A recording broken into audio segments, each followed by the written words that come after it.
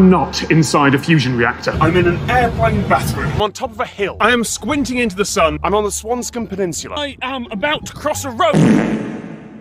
I am putting myself at risk of being sued. As I'm sure many of you are aware, UK viewers especially, the UK government just put in place a new law regarding internet safety, making it so that to access certain types of content on the internet, you have to verify your age with said website.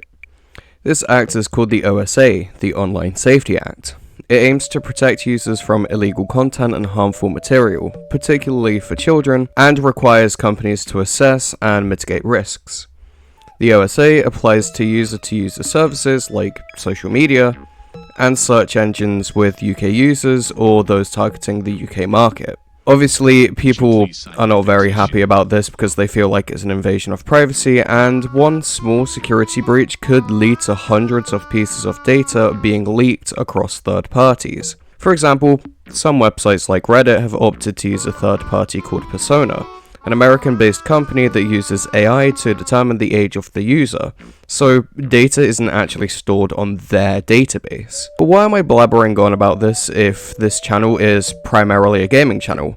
Well, it's because the legislation affects user-to-user services, which a lot of games are classed as. In fact, this new legislation could affect a lot more games than you might think.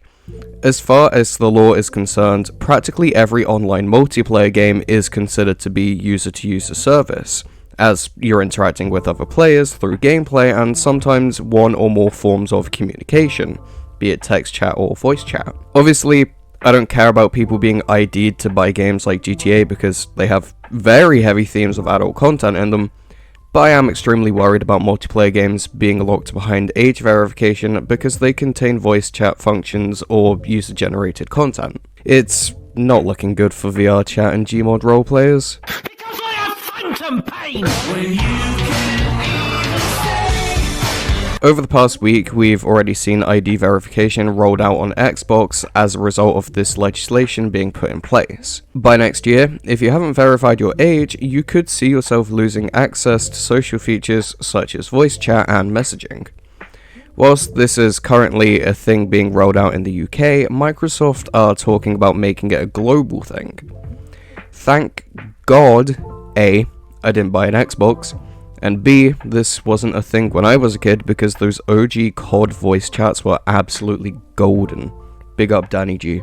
You sent me a message first, yeah? I live in Smethwick, Birmingham. If you want the fucking brawl, come down Smethwick, ask for Danny G. I'll come out my house and I'll break your fucking legs, you little prick! To put things into perspective of how the OSA could have a huge effect on one game specifically, I want to make an example of one singular game.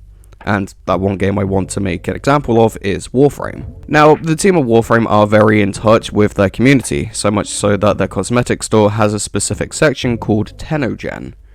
These are cosmetics made by the community that players can buy to customize their Warframes, operators, weapons, basically anything. The team behind Warframe themselves stated in a post on Steam that the Tenogen artist involved receives a 30% revenue share on the Steam sale of the creation or creations. So, by adding Tenogen items to your arsenal, you're helping to directly support hardworking community artists.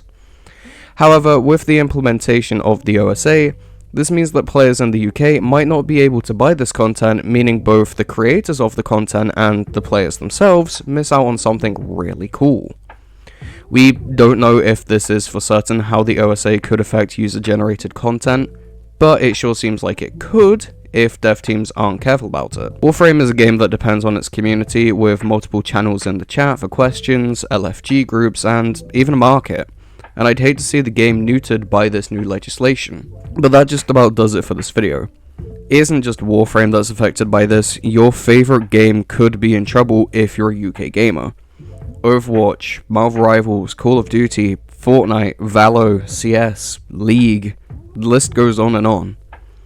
We had a workaround through using VPNs to change our locations and therefore completely bypass the need to submit our IDs, but the UK government are looking to ban the use of VPNs to stop people doing this. This is much more than protecting the kids.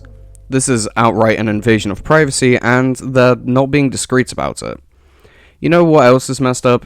even though the petition that asked for this legislation to have things be reverted back to how they were before the 25th almost got 400,000 signatures, I think it is actually over 400,000 at the minute, the government basically turned around and said, "Nuh-uh.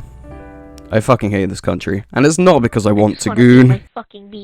I just want to beat my fucking meat. Let me beat my meat. Let me beat my meat. But because I want to live somewhere where I'm not being watched by Big Brother in my comp matches. Oh, but how are the kids going to be safe online? Here's a simple solution. Parent your fucking kids.